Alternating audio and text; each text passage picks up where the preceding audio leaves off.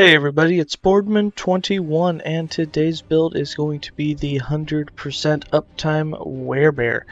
The skill tree, the passive tree changed a little bit, the skill tree, I think all of them are pretty much the same. We did change out one skill where we are not using Ice Thorns. We switched over to use a solo companion. It now only takes 2 passive points to get all the bonuses from those. So we're going to have solo companion, we're going to have our Entangling Roots, then we're going to have our Werebear tree swipe and Thorn totems. And basically it's still somewhat tanky. We did lose the 125% increased armor and procs on a crit hit, but there's some other things that kind of make up for it. Overall, it doesn't quite go as far in the arena as I'd like it to. I think the farthest I've seen it push is to wave 199 right now. My one push I did with it, we got to 142, which wasn't horrible, but we died to a fire golem. It's kind of the luck of RNG of how long you can go without seeing a fire golem. We did even do some extra fire protection, but trying to do melee and face tank one of those things is just deadly. So with that, let's go ahead and get into the skills.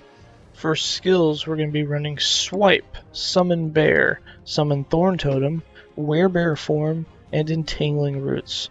Swipe, there's a lot of different ways that you can play this. The way we have it set up is for some extra leech and for the maximum multi-crit. So we got 5 points in Way of the Hunt, 3 points in Wingarian Reach, 4 points in Battle Howl, 1 point in Aspect of the Panther, 3 points in Feline Hunter, and 4 points in Apex Predator.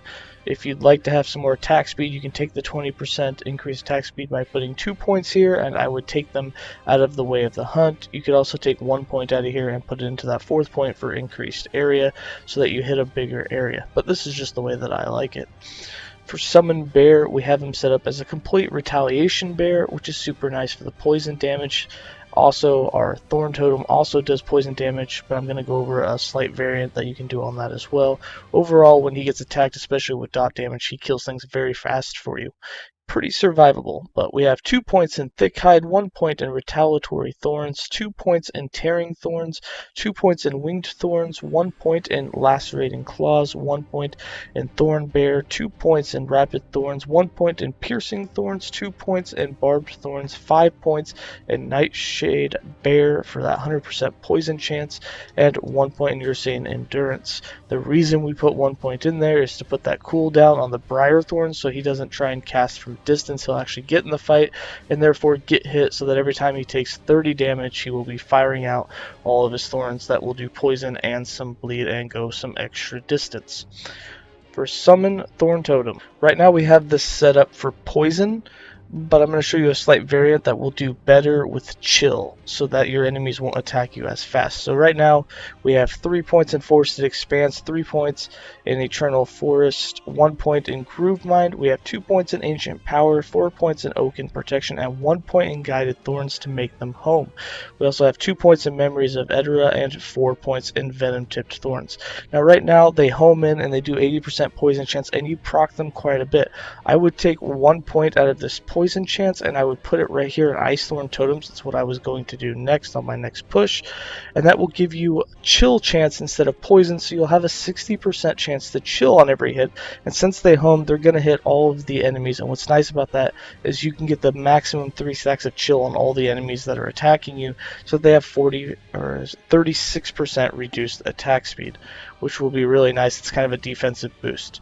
That's the 1 point that I would switch. In fact, I'm even going to respec it right now so we can put that in there later. Then we have the Werebear Form.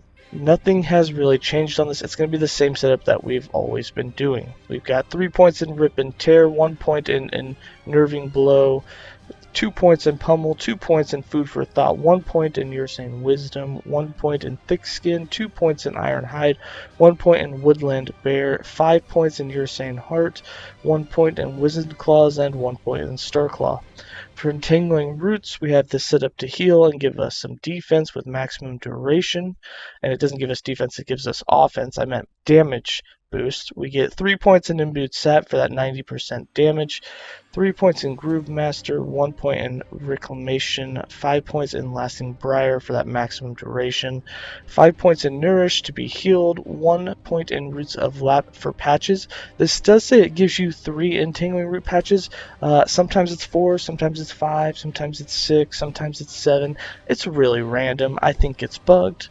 And then we also have 1 point in Bountiful Harvest and 1 point in Mana Bloom.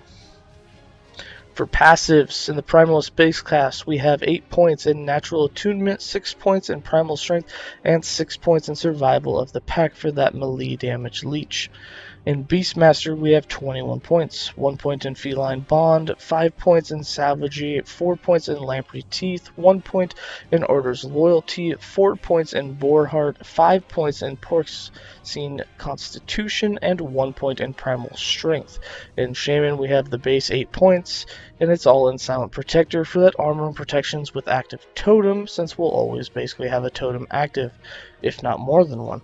And in Druid, our final 64 points, we have 6 points in Blood Claws, 8 points in Wood Laurel, 8 points in Spirit Claws, 1 point in Primal Shifter, 6 points in Turtle Form, 5 points in Thicket Blades, 1 point in Woodland Bond, 1 point in Natural Duality. This is where you only need 2 points now instead of 5 points in the armor and protections and 5 points in the minion damage. You now just put 2 points into this one node right here. Gives the minion 75% more health, gives you 30% more damage, and 75 more armor and protections.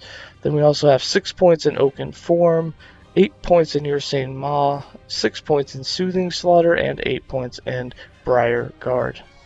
For items, we're going to have 3 different types of idols. You need an idol that has chance to summon Thorn Totem and increase spell damage if you have an active Totem. The increased spell damage is obviously going to give you crit chance and more damage and everything else. The other thing you can roll is these 1x3s are perfect for spell damage while transformed and spell damage if you have an active Totem. And then the 1x2 we squeezed in here is just increased health and some more elemental protection.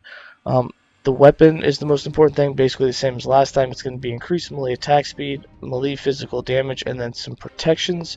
We did put fire protection on now instead of all stats. And the reason for that is we're hoping that 588 fire protection would help us more against the fire golems. You still get hit, like the thing's a tank, it just nails you. The 2 new items, we do have a new chest piece. You can now have 70% increased spell damage while transformed and 49% increased melee damage. Those actually go much higher. Those are only T4 and T3, but you can get the spell damage, which gives you, more damage and more crit chance, and then the melee damage obviously gives you more melee damage. And then for the helm, the passive on that is physical damage, which helps you, and then you can get the exact same things. You can get spell damage and spell damage while transformed, so some really nice things. And then for all the other items, you're just running the set elemental and the set dodge. That's it. That's all you're putting on everything. And you have your 100% glancing blow and your 100% critical strike avoidance. Put your melee attack speed on the gloves. With that, I am going to go ahead and give you guys some gameplay.